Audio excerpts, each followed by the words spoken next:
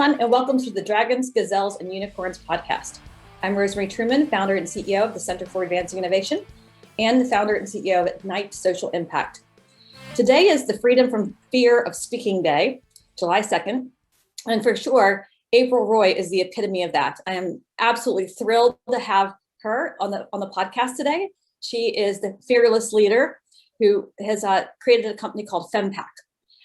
And we're going to talk to her all about her journey and then her company today. So thank you so much, April, for your time on the eve before the 4th of July, when you're about to go out of town and have a great weekend at a lake house. So thank you so much, Rosemary, for having me. I'm excited to be here.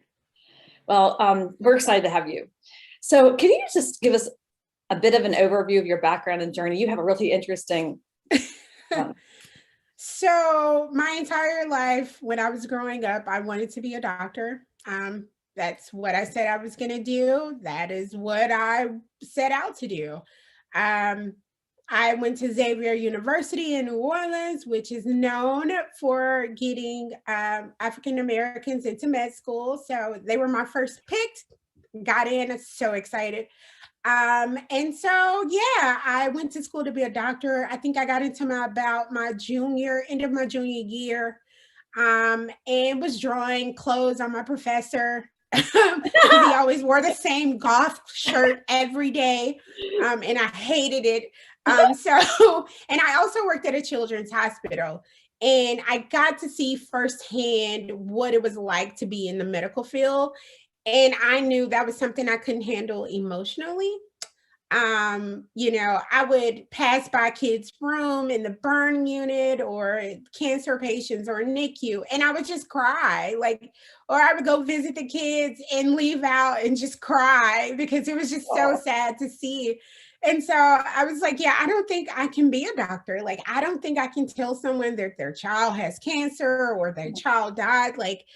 Emotionally, that wouldn't be right for them. And so I always had a passion for fashion. When I was in high school, I made my own clothes. I remember my home ec teacher telling my mom that fashion was something that she was talking about me. She was like, she's really into it. I think this is what she's going to do. And my mom, it's just like, no, she's being a doctor. So yeah, I ended up leaving college to go to college, fashion school. I moved to Chicago, didn't know anyone, just got packed up. Chicago. Yeah, went to Chicago, went to the School of International Academy of Design. And yeah, I started my journey there. Worked in corporate in the fashion retail industry. Before corporate, though, while I was in Chicago, after graduation of fashion school, if you don't know about fashion school, there is no I just read a book and take a test. No, how about you got to have an entire collection done by the end of the week, and it has to be perfect. So I tell people all the time, hey, I could read a book any day and take a test, but you telling me I gotta knock out a collection, oh my God, by the end of it, that's how I started drinking coffee, because I had to stay up and knock out garments. And so, yeah, did that. After I graduated, I was like, oh yeah, I don't want to have anything to do with fashion. I don't want to look at a sewing machine. I don't want to look at another pattern. And so I started working for the Department of Health in Chicago. And so was doing that and realized, I got this degree. I need to use it. But there weren't any fashion jobs in Chicago. I would have to have left and moved to New York or LA. And so I decided to create my own lane. I knew there were a lot of designers who were in the same position that I was in. And so I opened a showroom for independent designers. And so, yeah, we carry different collections from different designers, from Columbia to the International Academy of Design, from ZAG, all of these different designers. We got to show at Style Max. We had a few designers in a few boutiques. So that was something I really loved. Then I got pregnant with my oldest daughter, and I had hyperemesis. So A lot of people. Can you explain what that is for the people? Yes. So hyperemesis is really bad morning sickness, Ooh. like to the point where some people have to be hospitalized. Oh, wow. And so a lot of people didn't know this existed until Kate, the queen. Wow. Yeah, she got it. And she was pregnant at the same time I was. And next thing wow. you know, yes, I start hearing it in the news, like, oh, hyperemesis. Kate has hyperemesis and it's really bad. And, and it was so bad for me. I was hospitalized like 4 times. Oh my God. I had to be on bed rest. I couldn't go outside. I couldn't ride in a car. So I ended up having to close my showroom because I couldn't do anything. Oh. Yeah, it was pretty terrible. And so, after that, I worked for a manufacturer who helped independent designers in Chicago. It's called the Apparel Board Industry. They're still around. They're a very old organization. The lady that started, Marsha, I loved her so much. Because she used to make fun of me from being from the South because I would say yes, ma'am, and no, ma'am to her, and she hated it. Oh, she hated it so much. And she would say, you don't have to say that, April. Like she owned a former jewelry store. So she was all in Women's Wear Daily. Like she was a staple in the Chicago fashion community. Cool. Yeah. So I really loved that. And then I ended up, like I said, going into corporate and working for a large retailer. That's how we ended up in Arkansas because I took that job. And so, I think it's funny how I've come around 360. I feel like I originally started in this health space, right? And then it was oh, this problem happened to my friend. And it kind of came around I'm still dedicated to women's health. So, but yeah, that's my long-winded background. No, fantastic. I love it. I used to make my own clothes too. My mom made my clothes and I made my clothes. And I liked it. It was you could really play around with different things. In fact, and you don't have to worry about anyone else having it, right? Right. So it's actually funny because so I was in New York and I was looking at Madison Avenue and everything. Mm-hmm. And I went to this shop and I saw these jeans for $600. That was the low end. The high end was $1,500. Oh wow. And they had these red tassels around the edge on the bottom. And I just love these jeans. And I went home after I got back to New York. I found one of my jeans that was the tight kind. And I had my mom just cut off the bottom and she took one of my scarves that had these red tassels. And they were even better tassels. Nice. And so I had a pair of, $1,000 jeans. So I actually, she's done that during this COVID. Mm-hmm. I had all these dresses I wasn't wearing. I said, well, I'm not wearing them because they're not short enough. So she took care of me. I now a wardrobe of another 15 dresses that are stunning. Nice. Yeah. Nice. I know. I love getting a deal, and you'll have to tell me later what your opinion of my fashion, my style is. I don't know if I wanted to be on the podcast. But man, you really have gone full circle from wanting to be a doctor to still impacting health. I mean, the area that you're in with femPAQ. What an exciting career you've had. You're really making an impact on women. Can you tell us more about what you're doing with femPAQ and why did you start it? Okay, yeah. So how it all started. My best friend and I go on a girls' trip every year. We're both Aries, so we go for our birthday. Oh, and Aries, I'm Libra. So we're a bit opposite, and apparently we're probably the best friends. That's awesome. Yeah. That's awesome. Yeah. One of my girlfriends studies astrology, and she said, "Yeah, Aries and Libra, never gonna fight. Always nice. Each other, have their backs." So there you go. That's awesome. That's the here. Sorry, I didn't mean to interrupt your story. No, you're fine. But yeah, so that's how my best friend and I, we take a girls trip every year. That year in 2018, we went to LA. I hadn't been since I was like 18. You know, you go with family, so you don't, it's not the same for you, you know.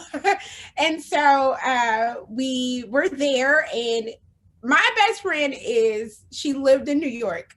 She's a person that wears black all the time, like all the time. Yeah. And so she was real excited about buying white pants. Wow. Yes. So excited about those white pants. Yes. And so as we're getting ready, you know, it happened to her. She got her period, unfortunately.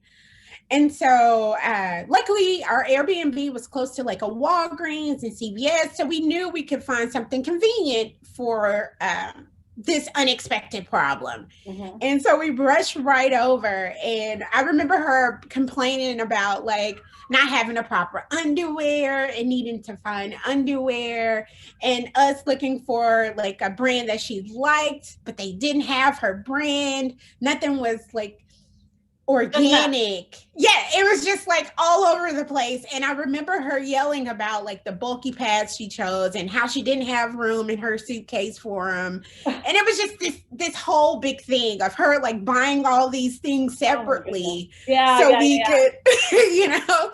And so she goes back to New York. I come back to Arkansas, and I was talking to Derek about the problem. And I was like, I just can't believe there isn't anything for an unexpected period. I mean, as a woman, we know this happened. It's been happening to us forever. I'm sure the first woman, you know, was like, oh, what is this? So yeah, I started to do research and to see if there really was anything for an unexpected period that was convenient, and there wasn't, like nothing. And so then I started to research why there wasn't anything, and then it was like, oh, because women aren't the decision makers, right? We're not the ones in those positions. They don't want to talk about it. You know, my mom never told me that what was going to happen. I mean, I found out in the lunchtime, I think. See, and I didn't believe it. Actually, I didn't believe it. I thought this is not true. This could never happen. Anyway, I'm sorry to interrupt you, April. No, you know, and I think I understand having girls now. I think I understand why moms don't want to talk to their kids about it, but because femPAQ is all in my girls' face, they're like, okay, mommy, what is this? Like, why do we need this? You know, so we've already started having those conversations. I haven't told them about the once a month bleeding part because I don't want to scare them. But they do understand that it's totally dedicated to women when they become women. And so they understand the concept, but I haven't gone into detail about it just yet. But yeah, that is how I started it, because it became more than me creating this product.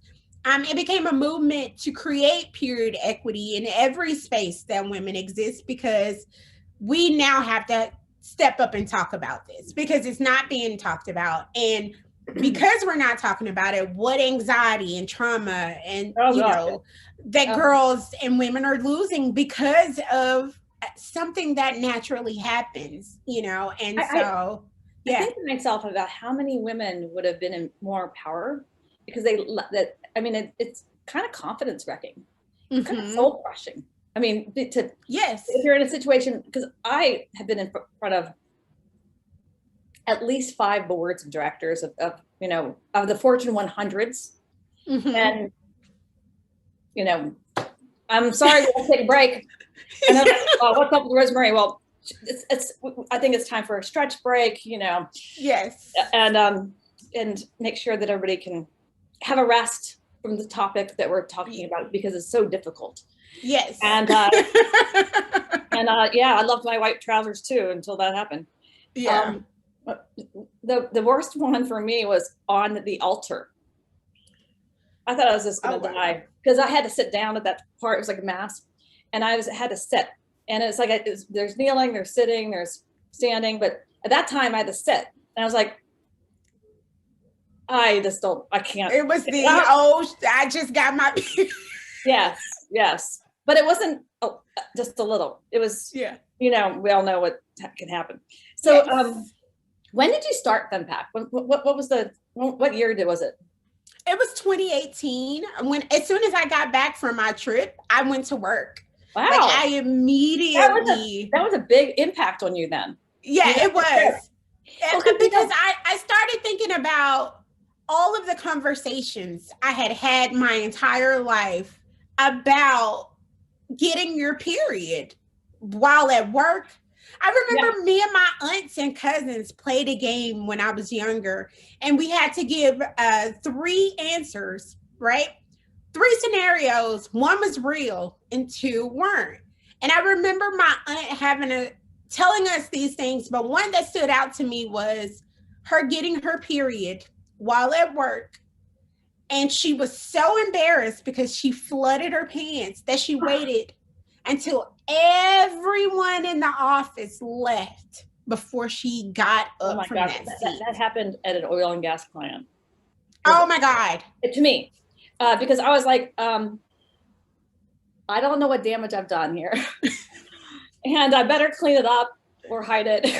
Yes, that's exactly what she told me. She was like, I was so embarrassed. She was like, all I could think was the maintenance person, the janitor that had to come in and see that chair. Yeah. And I was just like, I still remember that. And then like when you work in an office full of women, you always come across like people telling their stories, or the fact that people are afraid to show their tampon or pad. They hide them. Yeah. Oh my gosh.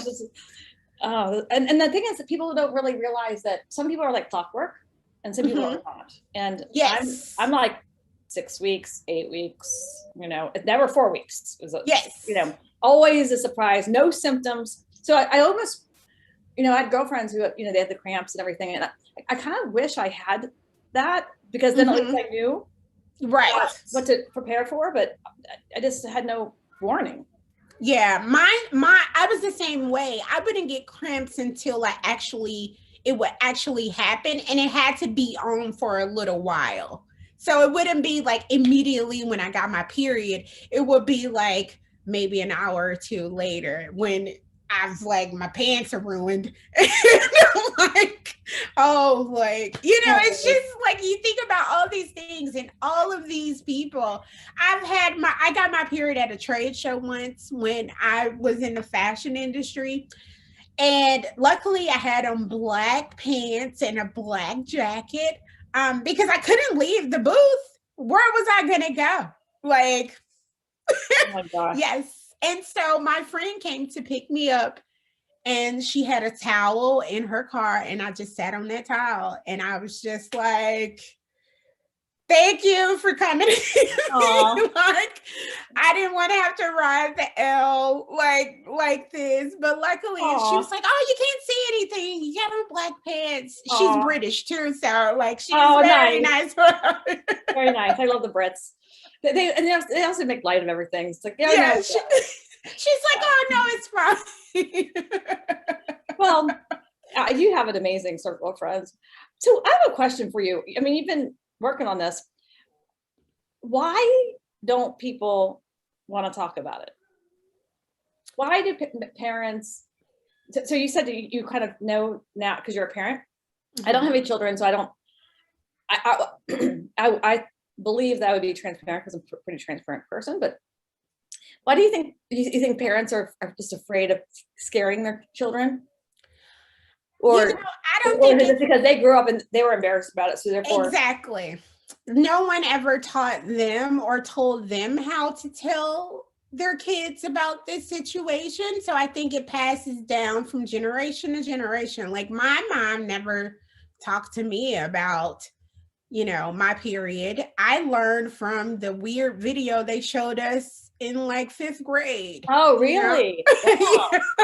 Wow. You know, yeah, my mom never talked to me about it. Sex ed? Was it sex ed or something like that? Yeah, it was. Oh my it gosh. was just like, my mom was like, oh, you're not taking that class. My mom was a teacher, so she's like, oh, well, there's it's mandatory, but you know what? My kids don't have to take it. yeah. And I was thinking to myself, when I even learned about sex, Yeah. I didn't believe it. I was like, no, that can't be the way kids exist. I can't imagine anything like that. Yes. No, I was the same way. It was just like, oh, that, like, okay, that's how people get pregnant, you know. It was very scary, also traumatic. Yes. Oh, yeah. But yeah, that's how I learned. I learned from the weird video they showed us at school. And I remember when I came on my period, and I remember calling my mom to the bathroom, and I remember being like, oh my God, what is this? And like just put it in my face with some toilet paper. She was just like, get that out of my face. Like, no. I'm like, what is going on? But that's what I did too as well, you know, because I thought, you know, this is diarrhea. And I thought, I can't believe it's not, but actually my poop is not, it's not diarrhea. It can't be diarrhea. So then I had to ask my sister, because I did the toilet paper thing too.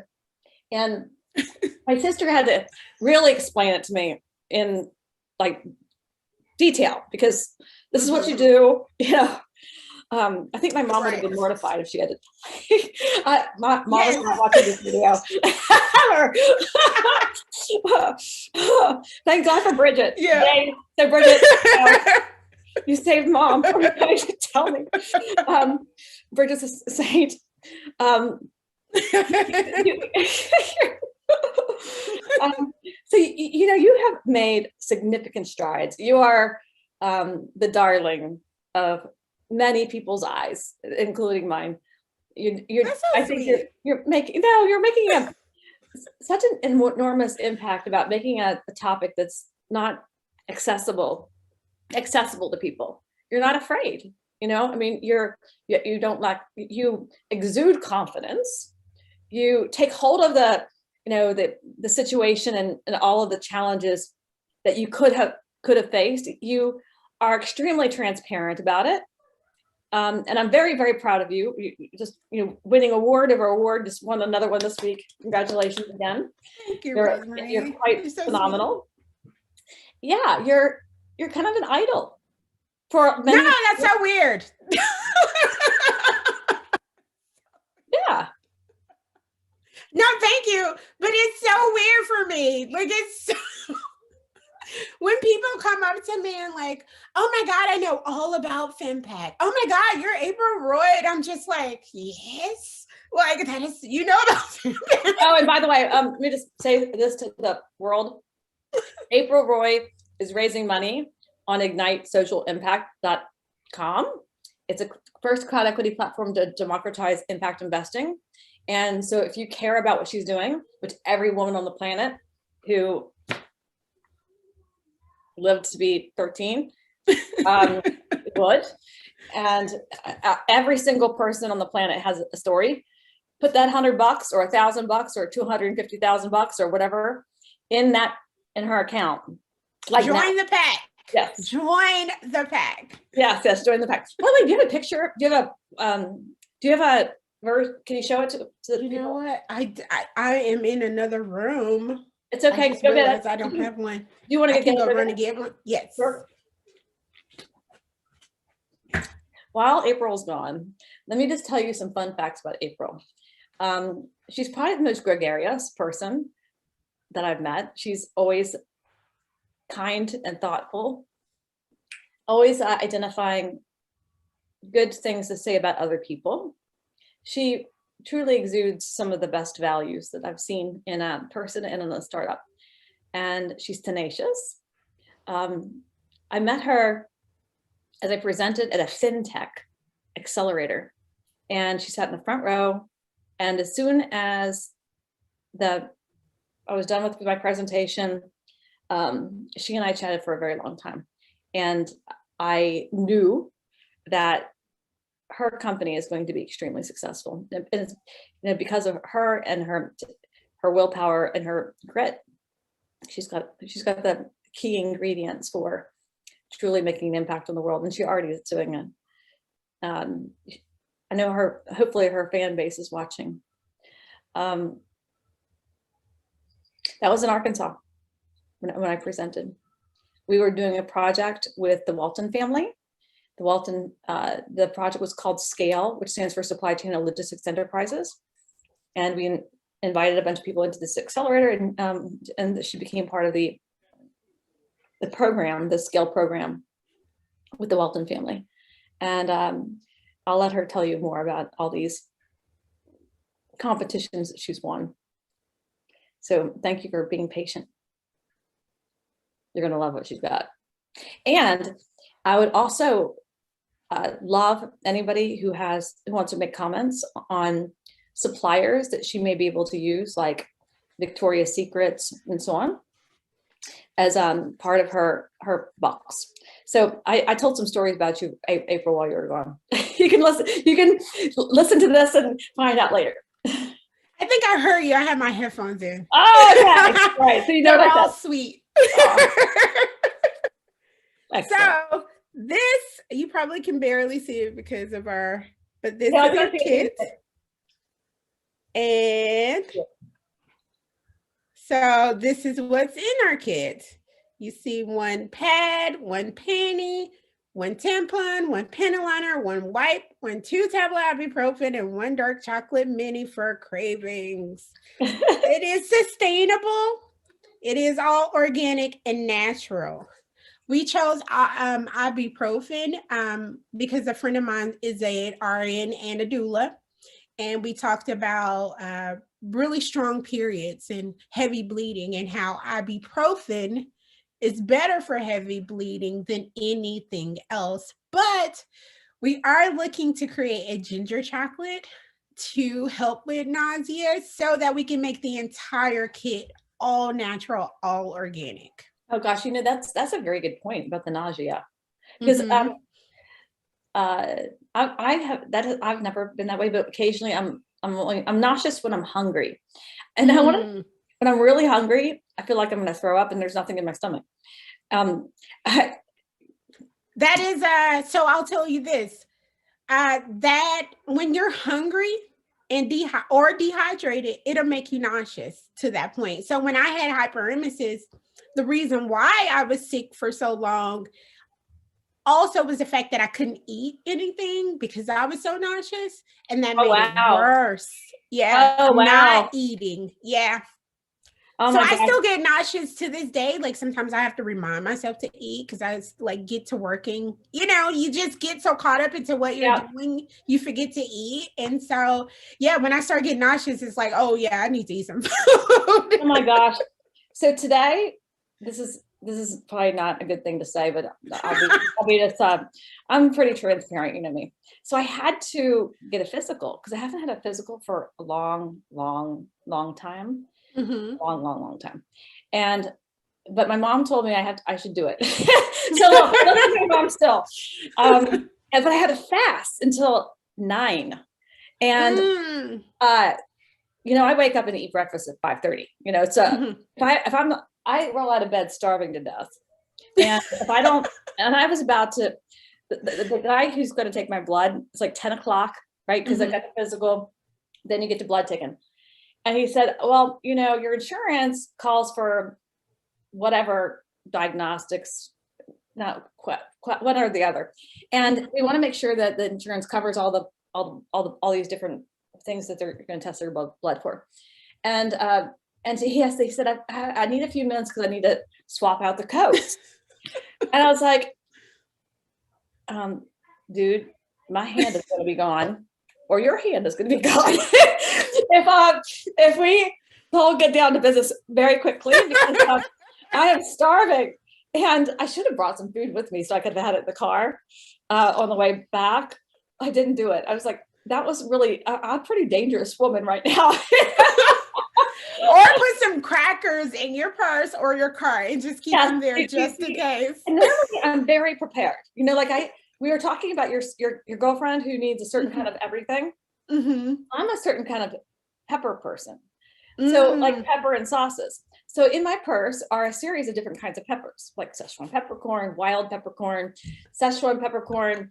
I mean, sorry, I said that one already, but there's another Szechuan kind. And then I make these special sauces. So, you know, I am like the high maintenance person, but I usually am high maintenance and I have it in my purse. So I'm not. Okay, Beyonce, hot sauce in your bag. Yes, I put the hot sauces right in my bag. I'm not embarrassed to bring them out at a restaurant that doesn't have the right, serve my needs. So these are needs. These are not wants. These are needs. Because Goldman Sachs hazed me with hot peppers, and I'm addicted. So it's not my fault. It's Goldman Sachs' fault. So this is Talk Block Desk. Thank you very much. So you know, I should have started a hot pepper company. I actually thought about doing a hot pepper video. It's just because no one would ever believe that they think the little white girl is coming in and can't take the heat. So they just put like a little bit of pepper, a little bit of salt. And no. So that's why you know, for restaurants, I pick and stick. Because then they see me coming in and they're like, and I will like look at some other food and I'll ask the waiter, do you think I'd like that? And they say, Rosemary. The cook would never make it hot enough for you. So I either have to bring a lot more to your table, or I know you have it in your purse. So you know, that's awesome. Is that funny? Yeah, right, that's awesome. You can make your own pepper sauce. My great aunt used to make pepper sauce out of green beans. Really? Yeah, from like she used to put it, I remember it being in an old Jack Daniels bottle, and she put green beans in it. That's how she made her pepper sauce. So we would put it on our greens and all of that stuff. And it had the little spout on it. Girlfriend, well, like doctor, we're gonna have like a whole nother conversation. We're gonna have what was it, Johnny Walker? What was it? Whiskey? It was in a Jack Daniels bottle. And she used fresh green beans to make it. It was like, we called it pepper sauce. And we would just pour it on it. It's so good. Because the thing is, by the way, okay, this is a side note, but I believe in layering the pepper flavors. So I always, at my parties, I have these usually 3 or 4 different kinds of pepper sauces. And people, I put danger, you know, explosive, you know, nice labels on them. And this one's mild, but the mild is like for the people who, you know, think that they're good at pepper.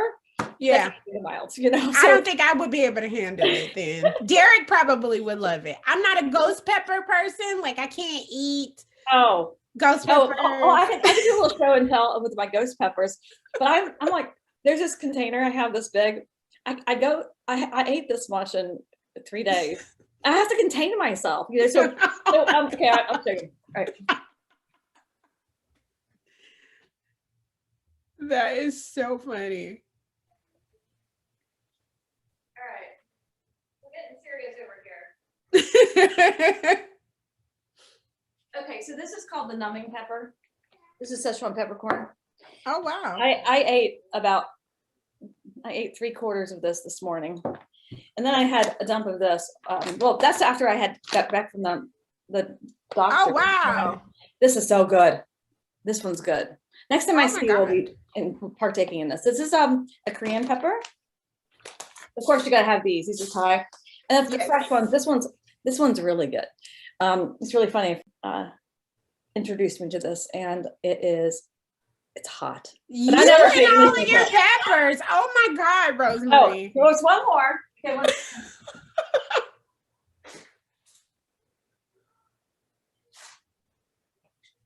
this one's always in my purse. Wow. Oh, wow. All right. Well, I'm sorry. We had our little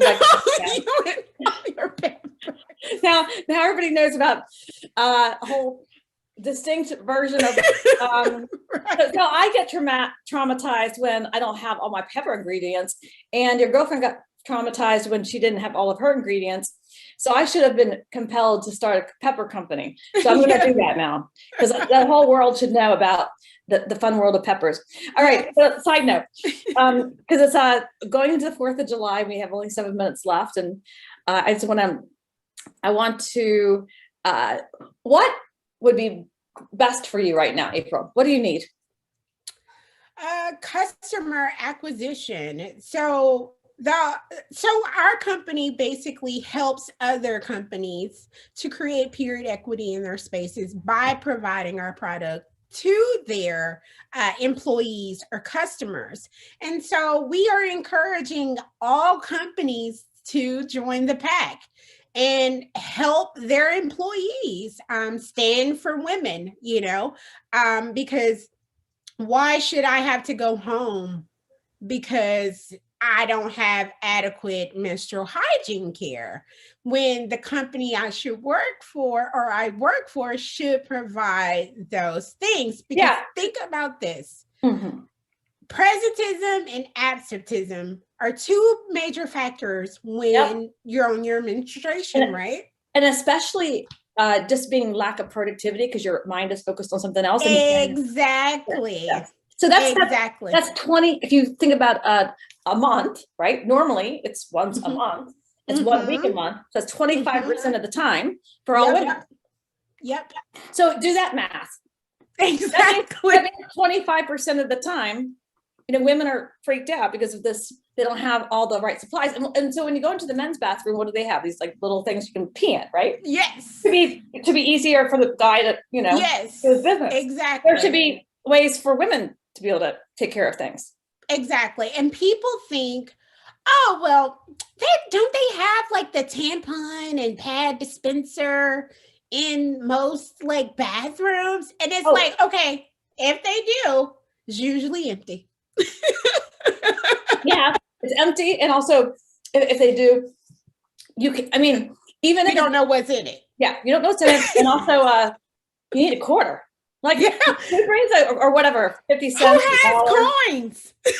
Yeah. So there should just be a stack of your product there for people to partake of. And there's if you're afraid of people stealing the plastic fork or whatever, you could just have them say, but here's my name, and or whatever. You could do some kind of system, but we're actually working on a dispenser for our product. Awesome. Yes, we're really excited about that. That next step for companies. So we'll send you our dispenser with the packs, and you just hang it on the wall, and distribute them to your female employees. And also, I'll say this: so if I'm working, right, and I'm a great employee, and something happens and I get my period, wouldn't my boss feel so much better knowing that they stood for me and like helped me in that situation, rather than I'm like, I gotta go home because I need to change clothes or I need to, do all of these things. And the thing about the cost of productivity, so the things with men, that's an infrastructure cost. Those whatever the urinals, that costs a lot more money.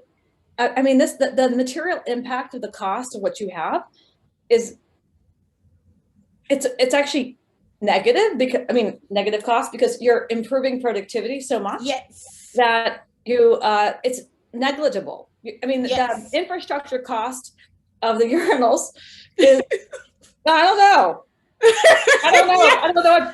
Does it make a guy more productive if they have a urinal versus going into a bathroom? Yes. I don't know. Well, we also wanted to see about if there was any way we can include it into the benefits package, because again, it is women's health. You're FDA approved.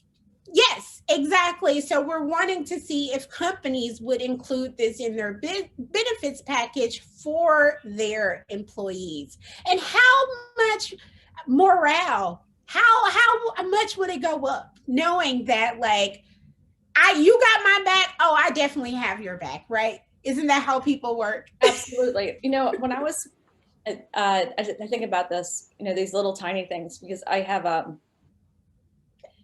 I grew up really poor. So I have this thing about having certain kinds of food in my house. And like, for example, milk. If I don't have milk, I'm not going to be like, as soon as I traveled 100% of the time for many years, and at least 18. So as soon as I would come home, there was a gas station down the street. I'd run to the gas station, get the milk, and come back, because it was 24 hours. But then, because then, you know, I could go to sleep, because if I have milk, then, you know, there are these little things that you can do to improve your ability to operate just because you have anxiety. Exactly. And this is one thing you could easily take care of, and everybody's happy. You know what I mean? Yeah. You know, you're removing anxiety that is built in for us, you know. So like, how many more great women are there going to be because of our product? Yes. Yeah. Yes. And that's what we are so excited about. Confidence and everything else. So last question, because I know it's getting late, and you have some great plans for the weekend. I'm really happy for you. I'm actually going to be helping a friend of mine this weekend, but which makes me happy too. But so what advice? I mean, you've gone through some, you know, challenges. All entrepreneurs do, but go through challenges, and you know, you have had successes and failures. And based on your journey so far, what would you leave our listeners that are entrepreneurs, investors, etc. with? What advice would you leave them? And by the way, let me just, before you answer that question, April is on ignitesocialimpact.com. You can put money into her campaign, and it's a very, very worthy cause. So very, very important. And then you can answer the question. Your pearls of wisdom. Yes, I will always say persistence is key. You're going to get more no's than yeses. And I have accepted that. I think once you accept that, you'll probably get more no's than yeses. It's easier to move when you get those no's, because when you get those yeses, they're so much better. I just won a pitch competition. I'll tell you, I went in knowing that I was not going to win. That's just how I approached it. Like, I give it my all 100% every time, but I always think I'm not going to win, you know, because I'm talking about periods. So when they told me I won, I was just like, oh, really? You know, every time. Or when I met Rosemary and she was like, just get in the scale challenge. I'm like, oh, really? So again, persistence is key. And sometimes we have to talk when we don't want to. Even though I may seem like I'm an extrovert, I am not. Approaching Rosemary that day, it took everything in me while she was talking. All I knew, really? I'm going to have to talk to her after this. I'm going to talk to her after this. Remember, at the beginning, so people were sitting down, and I introduced myself to you, and I was so excited to meet you. But it was interesting, because you were one of the first people to sit down at the front of the room, and anyway, we had a lovely conversation. You know, actually, I believe it or not, I'm on the edge of the E and the I, the introvert versus the extrovert. Sometimes I can be a complete introvert, especially if I'm hungry.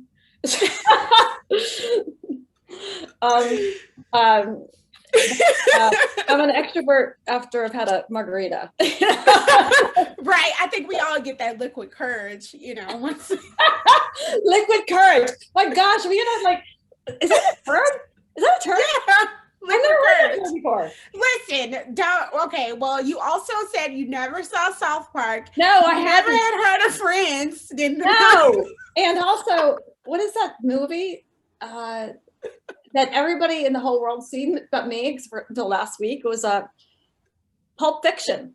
I had never. Oh, don't feel bad. I literally just watched that. Okay. Literally just watched it. Don't feel bad. Okay, all right, good. Because I was like absent from movies for 20 years.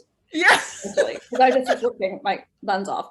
as we all know. Which is great, Rosemary. That is awesome. That's what Derek said. He was like, Rosemary must be in like work mode her entire life, because when you said you'd never seen South Park, I think we all were just like, what? No, I never even heard of it. So one of my friends said, "Oh, have you seen this South Park episode?" I said, "What's South Park?" And then they immediately got out there. They said, "What? You don't know South Park?" And even my team said, "What? You don't know South Park?" And actually, oh my gosh, I have had a month of learning. Yes. But you wouldn't be the fierce leader that you are. Oh, you're a sweetheart. You're truly an inspiration, April. Well, thank you, Rosemary. I don't think I set out to be. I just want women and girls not to have to worry about getting their period unexpectedly again. We shouldn't have to worry about that. And you know what I think is, think about, well, now I'm thinking about my pepper company, because if you can reduce anxiety in any way, I'm sure there's only a small segment that would be like me in terms of pepper poverty. The fear of not having enough peppers. Right. It's so funny. I don't know. Maybe there's 1,000 people, but those 1,000 people could be making me laugh. No, listen. I think you would think. I think there's more than you think out there. My girlfriends who are Indian, they are like me. They. But the thing is, they don't pack, and I'm like, girlfriends, I got it. So you always have to stay prepared. Yeah, stay prepared. Yes. So anyway, I'm just really, really grateful for your time, April, and for the amazing things that you're doing.